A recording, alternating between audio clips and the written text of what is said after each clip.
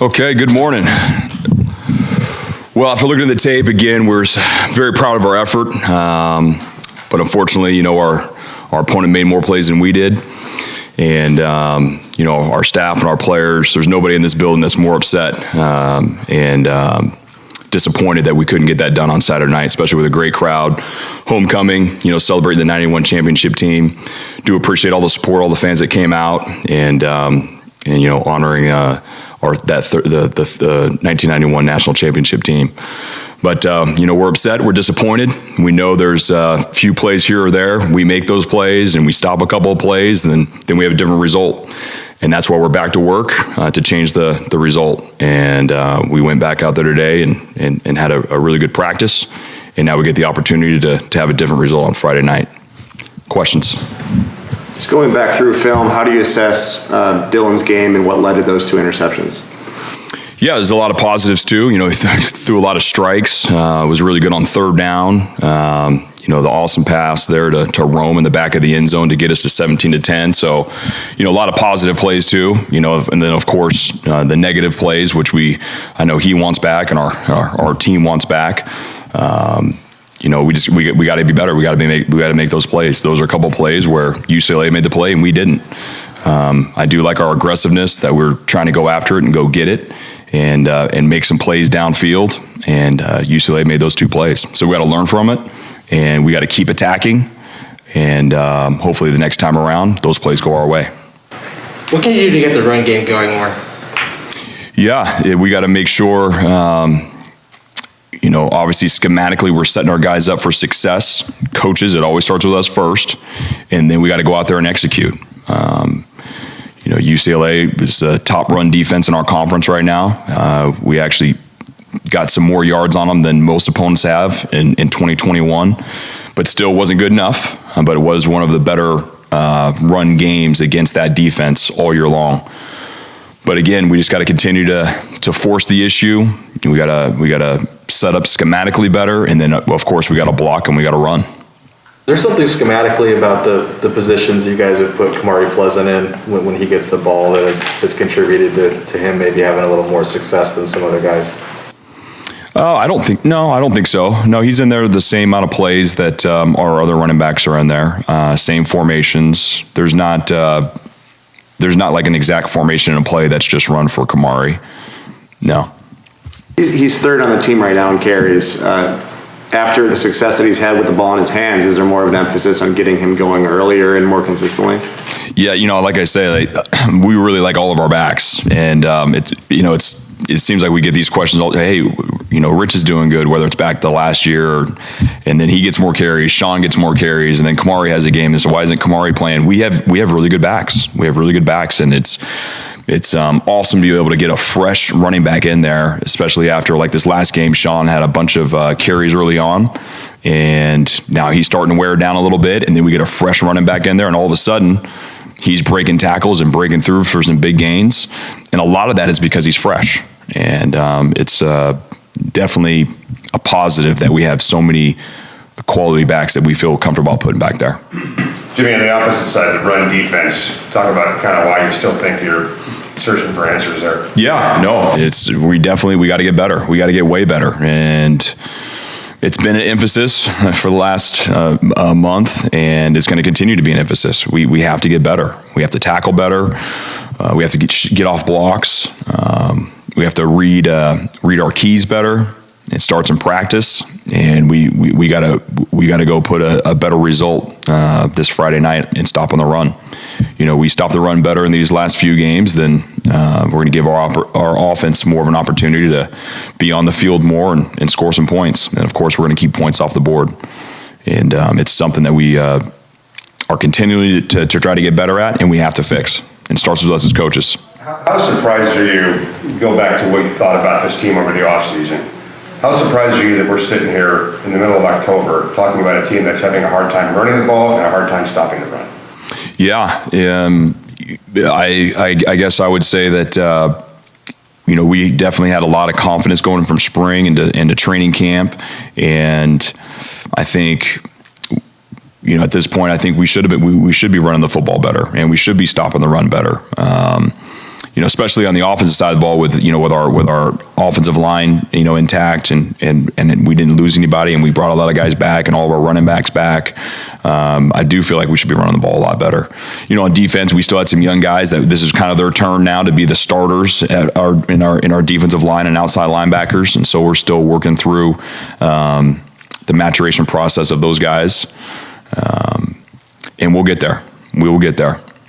You mentioned this, but you guys are 1-3 in one-score games. There have been a lot of close games. How do you teach a team to finish? Is that something that you can tangibly do, or how do you just go about doing that? Yeah, no, it is. It is. It's a mindset. It's a mindset, and it's something that we, harp on and talk about going back to mat drills, about finishing in mat drills, and mat drills are our drills we do in the off season, and they're competitive drills against each other, whether it's one-on-one or offense against defense. It's definitely a mindset, and our players know that they're right there on the doorstep, and we have to finish. We have to make those plays when we're down in the final minutes of a game. We've done it before, we did it in 2021 in 2020, and we've done it, obviously this year. So those guys know the taste of it, but we got to have the confidence and the willingness, which I know we have the willingness to go out there and compete all the way to the end. And that's what our guys have done. They fought all the way to the end. They fought all the way to the end. And now we can't get discouraged that it hasn't gone our way these last 2 weeks. We got to keep pushing, and keep working, and the result will go into our favor. Are those close games something that your team is built for, or how can you guys just avoid those close games? Yeah, you have to be built for close games. So yes, we're built for close games, and when we're firing on all cylinders in all three phases, then it doesn't have to be a close game, and that's what we're working to do. Now we know this: we're playing in a conference that's very even, and there's talent on everybody's team, and you guys see the results of all the different Pac-12 games going on this year, and really around the country. Every game has been close, and so we would love to make it easy on the fans and ourselves by getting coasting to an easy victory by multiple touchdowns, but we also got to prepare ourselves that we're going to be in some battles, we're going to be in some dogfights, which we've been in the last 3 weeks. When the offense isn't playing well, everybody's the first thing they want to do is make a change at quarterback. Say it again. When the offense isn't doing as well as it should be, the first thing everybody points at is changing the quarterback. Is there a chance we could see a change at quarterback? Yeah, I don't think we are nowhere near that point right now. We are a couple of plays away, guys, of being, and I know we're not. We're 1-2 in conference, and that's what our record is, and that's what we are. But if you go back to the last 2 games, we're 1-2 plays away from being 3-0 in conference, and so we're close, and we got to keep working. We got to keep getting better, and make sure we can change those results. And so there's not going to be any panic button pushed here where all of a sudden we're just going to be rotating in and guys out at certain positions, especially an important position like quarterback. Henry says Zion's first game back. It's awesome. I would assess it with flying colors. And I probably would have said that with him just taking 1 rep. There's not many people that can come back from that injury in 6 months and go out there and play in a college football game at that level. And so he had 10 reps, had a bunch of quarterback hurries. He was effective in rushing the quarterback, and maybe not showed up in the stat line, but if you watch the film and you watch the clips that he was in, the quarterback was hurried. And so he came out of the game healthy, and I would expect him to have more plays this Friday night. Without getting you in any more trouble, the 4th and 1, you guys have different cameras, different. In trouble? Am I in trouble? I didn't know that. Well, if you say the wrong thing, but take a look at that 4th. You guys were pushing it on Saturday. I didn't really say anything. On your film? No, I didn't see anything different. I thought he was stopped, and they blew the play dead, but they said they confirmed it, and it was a touchdown. And so, again, I'm at the 20-yard line. I can't go beyond the 20. They're the ones on the goal lines. They have a better vantage point than I do. And so that was the call they made. We can't change the call. We have to, and we're not going to sit here and just argue calls. There's a lot of other things leading up to that point, where we could have avoided that touchdown. And so, yeah, I thought we stopped him. They said it was a touchdown, so it's a touchdown. Jimmy, Race Porter is 8th in the country in punting average, and I think he seems like a real glue guy in the locker room too. Can you assess both what he's getting done and also how important he is to the program? Yeah, awesome question, Mike. I love it. He is. It's been so great just seeing his growth since he's been here. You know, from walk on to he wasn't even going to touch the field, to now rising all the way through to our starting punter, one of the best punters in all conference, and I didn't even realize he was 8th in the country, and one of the better punters in the country. I go back to Saturday night, one of the key plays, and we pointed out to the team when we were backed up, and he hammered that ball, and Jacoby Covington had the tackle, completely flipped the field. One of the plays of the game. In Saturday night's game. But then also, you just talked about his leadership. He's on our leadership council. He's one of the leaders in the locker room. He has shown what great work ethic will get you. He's risen up through, earned a scholarship, is a starter, and now one of the best punters in the Pac-12 in the country. So proud of Race. So proud of where he started and now where he's ending as a Dog. How much progress have Sam and Patrick made behind the scenes? Yeah, no, every single day they get better, and that's part of our deal. We're all about growing and developing, and you know, you guys saw a glimpse of Sam in the Arkansas State game, and I think if you would assess his play and those few plays there as opposed to what you guys saw in spring football and training camp, you'd probably say, okay, he's making progress. And every single week, him and Patrick are making progress, and they're getting better. I know on the depth chart it says Patrick or Sam at Or. number 2, right, behind Dylan. Do you guys have a defined pecking order for who that backup quarterback actually is, or does it depend on the situation? It says or. It says or. Alumua started at left guard. What did you see? And then just his ability. He's participated in a lot of games, but this was his start this season. What did you see from him? Yeah, no, MJ played well. We've talked about this, but Julius and MJ are 2 quality football players, and they've both had an opportunity to go in there and play, and they're both going to continue to have opportunity to play. MJ had a great week of practice, earned the right to start and play. And he gave us something. He protected well and blocked good in the run game against a good front that does a lot. And we had some of the most rushing yards against UCLA that anybody's had in 2021. So he played good, but we still got a ways to go. We got to play better. So the end result is a victory. What kind of reps do the number 2 and number 3 quarterback get during practice? Are those guys doing scout team stuff? Are they taking some snaps? Yeah. Well, I mean, without giving away like exactly how we do it, they get reps. But of course, the starter is always going to get the most reps. But those guys get in there and they're able to run the offense. We have to have those guys prepared because we're one play away from an injury, a helmet getting knocked off, whatever it is, to that next guy having to play. And so they get their opportunity to go out there and run the offense. But of course, our starter will get the bulk of the reps.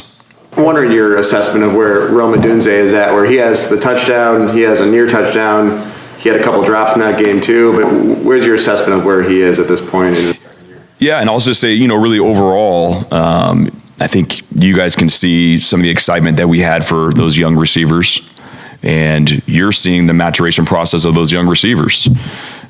They make the big play, and then all of a sudden, there's a couple plays that we could have had, and if we make those plays, then all of a sudden we have a different result. And so that's kind of what I'm talking about with our whole team. But in talking about Rome, and even talking about Jalen, you see the athleticism, you see the speed, the big play making ability. They're young guys, and they're making plays against quality opponents, and we've left some plays out there that we know we're going to be able to make. And so I think they're right where they should be in terms of how young they are. But of course, we're going to keep pushing. We're going to keep prodding to get them to play at that high level all the time. And I think every single week, you're just going to see those guys get better, more confident as the weeks go by. What happened on the snap by Luke that Yeah, mistake. I mean, that can't happen. It was a bad operation, bad snap. Mateo Mealy got in some at right tackle a little bit. I know you don't like talking about injuries, but was the injury to Kern or just trying something else? Yeah, no. Mateo's played really good in practice, and we felt he deserved an opportunity to get in there and get some reps. And that's hopefully what you guys have seen. You know, we feel like if guys have earned the right to get out there and get some reps, we're going to get them out there. And Mateo's played really well in practice. We love Vic, and Vic is obviously our starter there, but we wanted to get Mateo some reps out there, and he played well. You mentioned being one play away in a lot of games. Would you be treating this situation the same if you guys were 5-1 versus 2-4? Yes, we are always trying to grow and develop. Yes, we're never going to sit there and just go, okay, hey, now we're 5-0. We're just going to stand pat and just, we have all this figured out. No, we're going to come in here and we're going to go back to work, and we are going to try to grow and develop so we can take the next step, so we can make sure we get that next victory. With Dylan, he's obviously done some good things, but, with the struggles with interceptions, I think he leads the conference in interceptions. I don't think anyone expected that going into this season, based on what we had seen. Is there a common thread in why he has struggled turning the ball over some, or is there anything that you've seen when you look over sort of his first 6 games this year? I don't think there's nothing, not a common thread. There's a lot that goes into an interception, and I know as soon as the interception is thrown, obviously all the blame is it's on the quarterback stat line, but there's a lot of different things that happen during an interception. It could be a misprotection, and he's got somebody in his face, and now his arm gets hit, and now it's an underthrown ball, a tip ball that should be caught by our pass catcher, and all of a sudden it gets tipped and it gets deflected. Just a number of things that go on. Now, we know we have to protect the football better. Dylan knows that. We don't want to go out there and throw interceptions. And there's some that are squarely on his shoulders where he threw it, and it was not a well-thrown ball. But there's some other ones where it doesn't fall on his shoulders. And so it's no secret in our building. We all know, hey, we got to protect the football. We got to make sure we're not turning the ball over on offense, and we're trying to get the ball back on defense. And we'll continue to coach it and make sure we get better at it. Gunnar Cruz and Will Plummer have both played for Arizona. Gunnar Cruz and Will Plummer have both played for Arizona's quarterback this year. Just what's the difference between the two, and just how do you evaluate having to prepare for 2 quarterbacks possibly? Yeah, it's unfortunately they've had a lot of injuries at the quarterback position for them, and they've played 3 different quarterbacks. They lost their starter, and now he's out for the year, and then these 2 guys have kind of split time, and they've kind of gone back and forth. And that's, of course, some issues that's going on with them. I think they're 2 younger quarterbacks that haven't played a lot of football. They've made some plays. They've made some mistakes. I think Plummer is a little bit more, he's got more escapability, can run around a little bit more. But they're both, big quarterbacks that can spin it. They just have limited playing at this point. And so it's kind of hard to really gauge. We know what we're looking for in both of them and whoever plays, but they just haven't had a ton of reps to really hone in on their strengths and weaknesses. How much did you see Bookie's impact against UCLA, because he was out against the Oregon State games? How much did you see his impact on defense? Yeah, no, he's a leader. He's a natural-born leader, and his presence out there raises everybody's game. He made some good tackles. He's still got to get better. A couple run fits that we got to clean up that he needs to hit better. But obviously, he made the big play on the 3rd down with the pass breakup. He gives us all a lift. So, but we still got to get better. He's got to get better. He knows he needs to play better, and he will. What have you seen from Arizona? What have I seen from them? Yeah. I mean, I see a team that's been in every single game, especially these last 3 weeks. You go down, they go into Autzen Stadium, and it's a 1-score game in the middle of the 4th quarter. They're at home against UCLA, and it's a 1-score game into the 4th quarter. And then, they go to Boulder, and it's 6-0 at halftime going into the 3rd quarter. And they've been in every single game. And so I see a team that's competitive, that's trying to find their way. They have a new coaching staff, but they've been in some tough environments against quality teams, and they've hung in there all the way. And then you see the end result of the score, and it looks like, oh, they weren't in it. But when you actually watch the game, they've been in every single football game, especially the last 3 weeks. Anything else, anybody? Thank you.